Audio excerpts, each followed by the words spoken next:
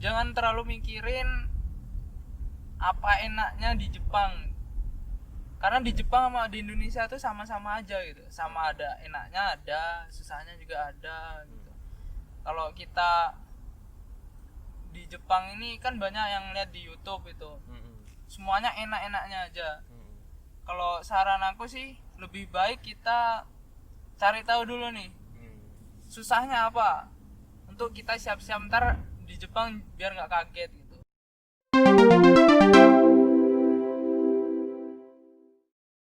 Assalamualaikum warahmatullahi wabarakatuh. Waalaikumsalam warahmatullahi wabarakatuh.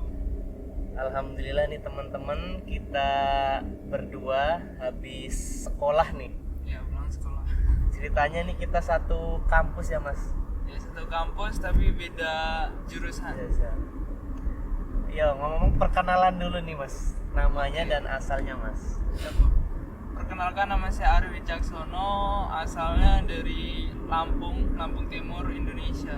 Kalau di Jepangnya di Nagoya. Wah, anak Lampung nih, jauh banget nih. Tapi bisa bahasa Jawa ya mas ya? Ya, alhamdulillah sedikit sih, sedikit. Sedikit. Ontosino tapi.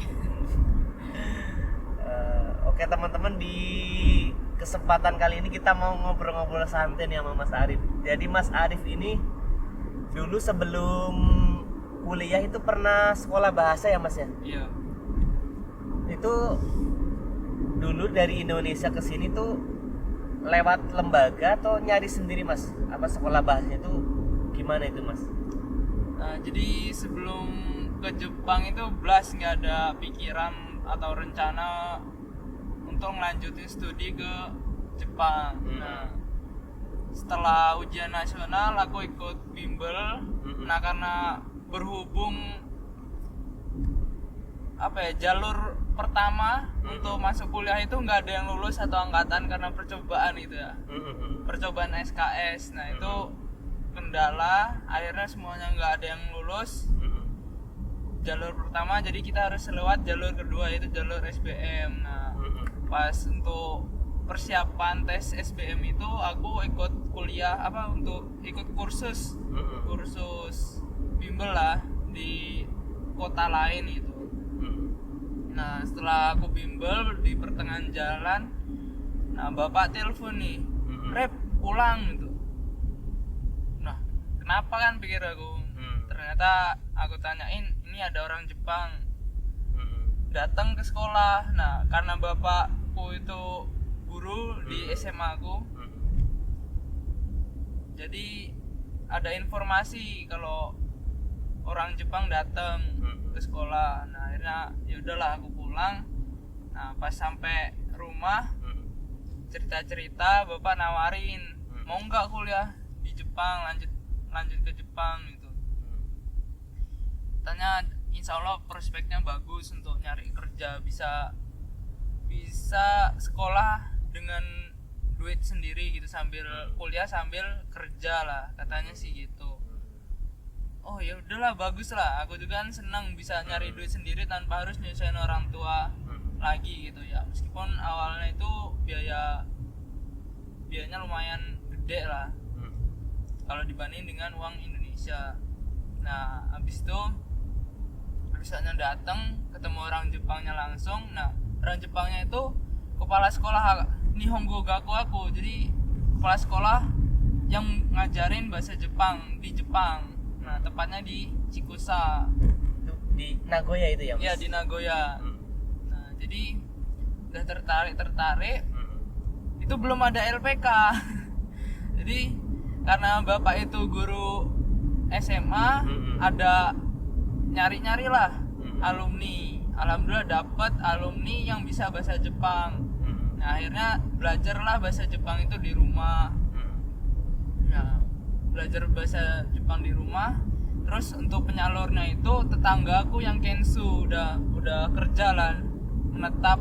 Nah, namanya itu Mas Ahmad.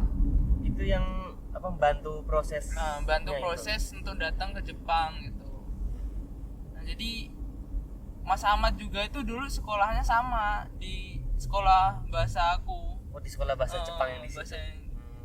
Nah, karena udah senpai, Terus Udah. orang Jepangnya itu pengen link lagi Mm-mm. untuk biar orang Indonesia bisa masuk ke Jepang ke sekolah itu. Mm-mm. Akhirnya kerjasama lah orang Jepang itu sama tetangga aku yang Kensu tadi. Terus berarti kerja sama sekolahnya juga berarti Ya Mas? kerjasama sama sekolahnya itu. Itu SMA apa SMK dulu Mas Dulu Arif? aku SMA apa Mas? SMA Negeri 1 Wai Jepara, Jepara Lampung ya. Lampung, ya Lampung Timur. Untuk alumni yang mau kesini masih bisa ya Mas ya? Ya masih bisa. Nggak dibatasin umur kan ya Mas ya? Untuk sekolah bahasa itu. Sekolah bahasa kayaknya enggak, cuma lebih bagus di bawah 30 tahun lah. Biar nggak terlalu ketuaan. Kalau udah terlalu tua ntar takutnya susah untuk ngimbangin bahasanya, belajarnya bisa. Jadi teman-temannya Arif kalau mau kesini masih bisa ya Mas? Masih 23 ya Mas ya? Ya masih 23. Aku aja seumuran Mas Arif masih bisa. Beberapa tahun yang lalu. Ya terus gimana Mas? Kayak apa syarat-syaratnya gitu? Itu apa aja yang diperlukan itu Mas? Jadi syarat-syaratnya itu data diri lah yang paling penting, tuh data diri, terus rekening orang tua. Jadi dulu itu pernah juga apa ada tanggal lahir yang nggak sama, harus dibenerin lah sama ini kartu keluarga lah kakak ya. Disamain KTP antara sama kakaknya, semuanya disamain baru ikut pendaftaran, nulis alasan kita ke Jepang itu ngapain, terus ada ketertarikannya di bidang apa gitu. Nah, habis itu ngirim berkas, terus nunggu surat izin tinggal dari Jepang. Nah, alhamdulillah datang, diterima, baru buat paspor, buat visa, berangkat. Sebelum itu nggak ada namanya tes lari, tes bahasa, harus N4, harus nggak ada minimalnya berarti ya? Nggak ada. Yang penting belajar bahasa dasar.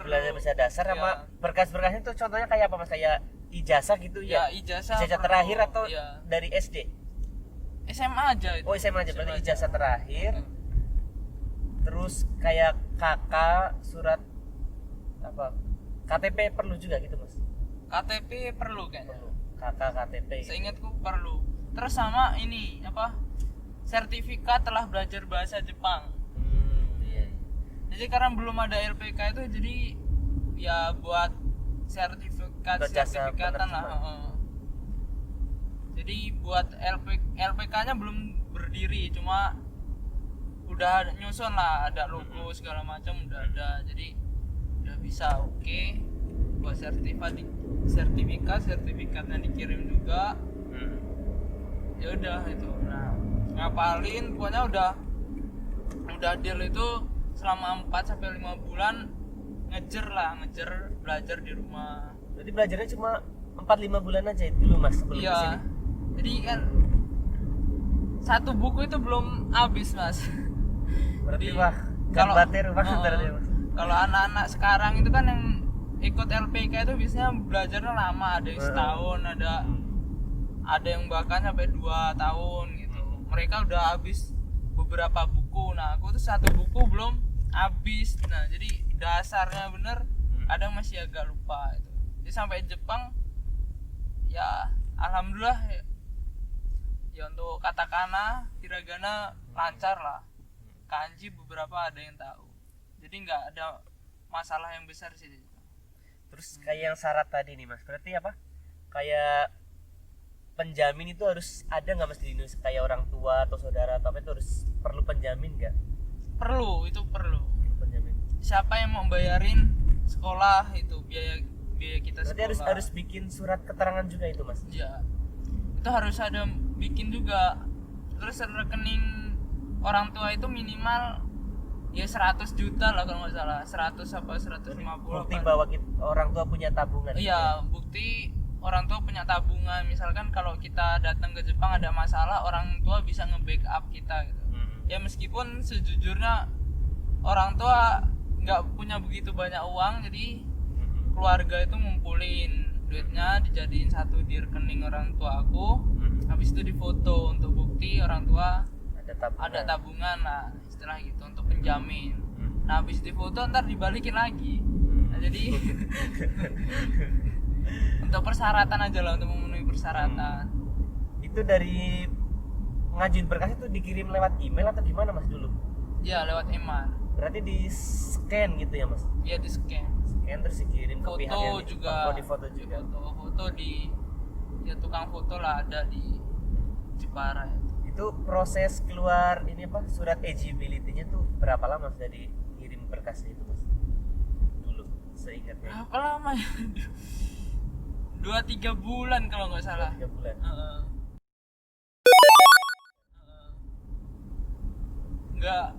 Nggak begitu ingat juga sih sebenarnya.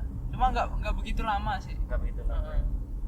Terus ini mas, biasanya kan pada kendala untuk teman-teman nih kendalanya itu di biaya, banyak pertanyaan nih mas. Iya. Biasanya biaya di awal tuh kisaran berapa gitu mas? Yang harus dipersiapkan kira-kira untuk teman-teman yang mau sekolah bahasa di sini. Ya. Untuk gambaran. Jadi kalau untuk biaya sekolah itu tergantung LPK-nya. Nah, LPK dan juga sekolahnya. Ada juga sekolah yang mewajibin kita harus bayar sekolah itu 1 tahun. 1 tahun pertama itu harus ada yang dibayar semua, atau uang apa tuh 6 bulan. Ada juga yang uang sekolahnya aja, uang apa tuh ntar terakhir setelah kerja di Jepang. Ada juga yang nggak bayar di awal, jadi kita datang ke Jepang nyicil bayar, gitu juga ada juga. Untuk aku itu sebenarnya 6 bulan sekolah. Bayar itu uang harus sekolah 6 bulan. Bayar sekolah bahasanya itu 6 bulan dulu. Terus apa tuh juga 6 bulan. Nah sisanya kita harus ada pegangan untuk beli peda atau beli perabotan lain untuk kehidupan kita di Jepang itu. Untuk biayanya yang harus disiapkan itu.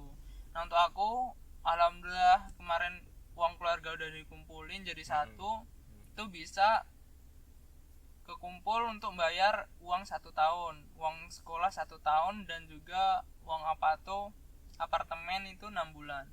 Berarti kira-kira gambarannya berapa mas? Untuk Sekitaran total semua itu sekitar 140 sampai 150 itu udah uang sekolah setahun itu ya? sekolah setahun, terus rumah apartemen itu 6 bulan, setengah tahun. ya tiket pesawat, buat paspor, buat visa, terus belajar di Indonesia juga kan itu kita minta alumni. Nah nggak mungkin lah udah minta ajarin repot-repot datang ke rumah kita sendiri tanpa ngeluarin biaya kan istilahnya. Uang terima kasih. Ya uang terima kasih juga ada. Ya, kira-kira sekitar situ.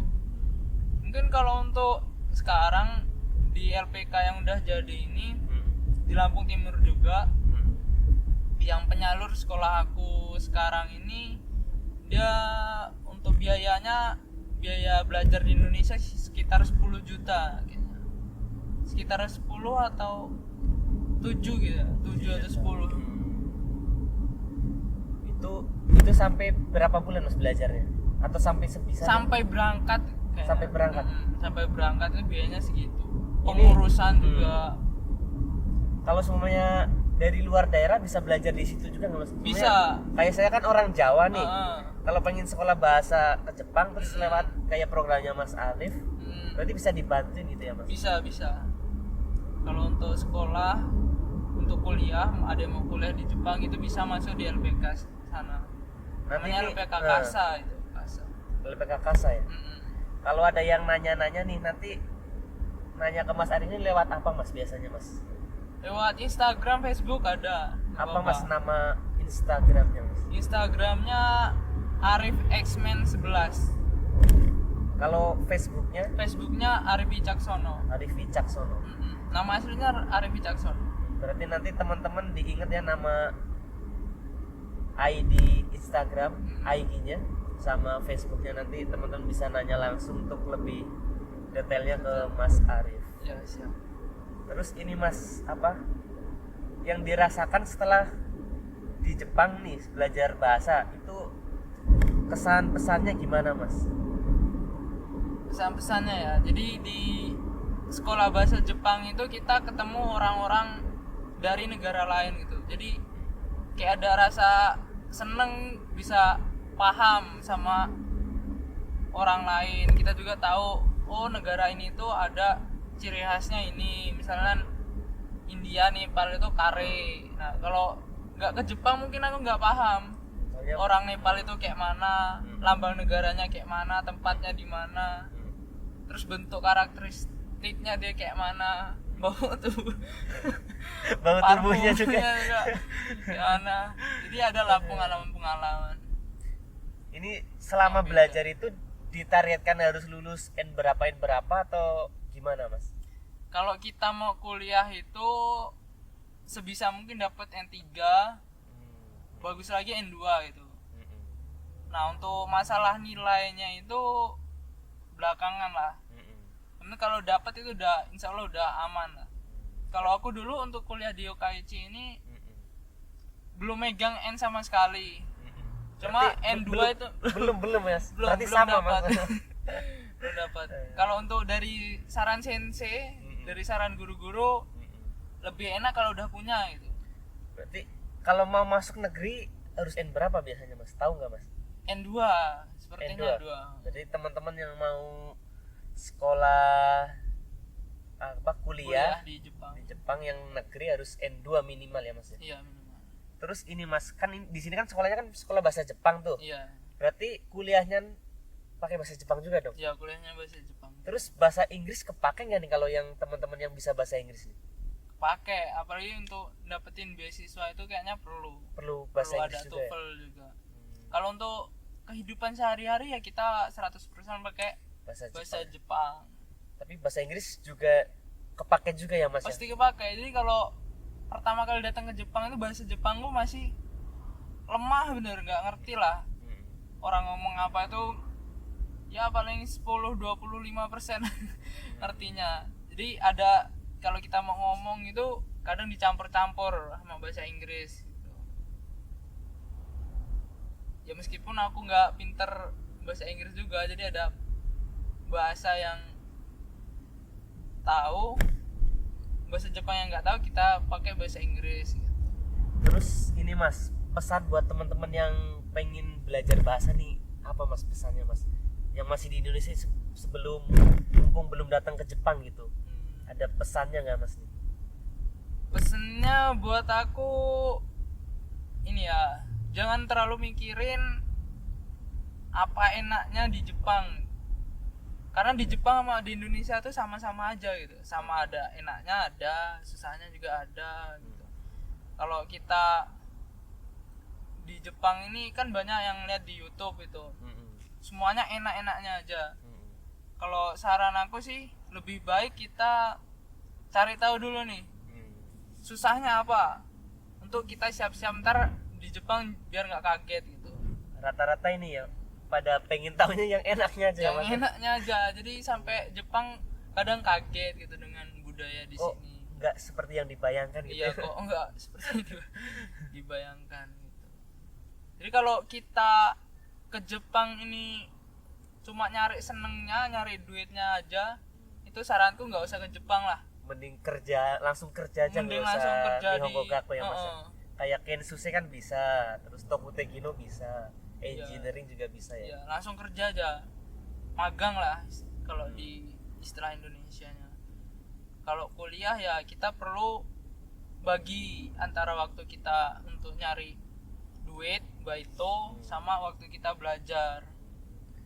Gitu. Ini mas, ini kan masnya dulu berarti sekolah bahasa sambil part time atau baito ya mas? Ya, sambil Ini part-time bagi baito. waktunya gimana antara belajar sama baitonya mas? Oke, jadi kalau di sekolah bahasa itu biasanya ada PR sama kayak di Indonesia. Nah, aku kan masuk ke sekolahnya itu kan siang. Nah, jadi aku kerjanya selain siang itu, kalau nggak pagi ya malam. Nah, kalau tugas-tugasnya itu aku kerjain di sekolah. Jadi udah selesai, senseinya ngasih PR, ya udah aku kerjain sebelum pulang atau di jam istirahat. Misalnya suruh nulis kanji huruf 1 misalnya sampai 10 kali, ya udah tulis aja dulu di buku catatan itu, kita tulis selesai. Kalau udah selesai ntar baru berangkat kerja, sekalian nunggu jam kerja Mm-mm. mulai sambil ngerjain PR. Wah, kan berarti banget nih Mas. Iya. Soalnya kalau udah di rumah mau ngerjain PR, mau buka buku itu bawaannya capek kalau aku biasanya. Udah Pengennya capek, tidur tidur aja kalau habis pulang kerja. Jadi sebisa mungkin setelah pulang sekolah itu aku kerjain. Langsung kerjain. Nah, setelah kerjain udah tenang, kerja enak. Habis kalau kerjanya antar capek, pulang bisa langsung tidur gitu. Tidurnya sehari berapa jam nih Mas? Dulu sih 6-7 gitu. Waktu Pernah sekolah juga bahasa? 3 jam. Ada juga yang pernah 3 jam. 3 jam. Mm-mm. Cuma karena aku orangnya nyantai, jadi ya tidur ya waktunya tidur lah sebisa mungkin kayak gitu. Oke teman-teman, jadi ini ceritanya dari Mas Arif untuk syarat terus kondisinya gimana di sini. Jadi teman-teman harus dipahami sebelum kesini biar Ya. nanti bisa jadi gambaran, nggak kaget juga. Biar teman-teman siap juga. Jadi harus dipikirin matang-matang mau kerja atau mau sekolah. Jadi harus dipikirin bener-bener ya teman-teman. Semoga bermanfaat Ya. untuk obrolan kali ini. Ya terima kasih. Assalamualaikum warahmatullahi Warahmatullahi wabarakatuh. wabarakatuh.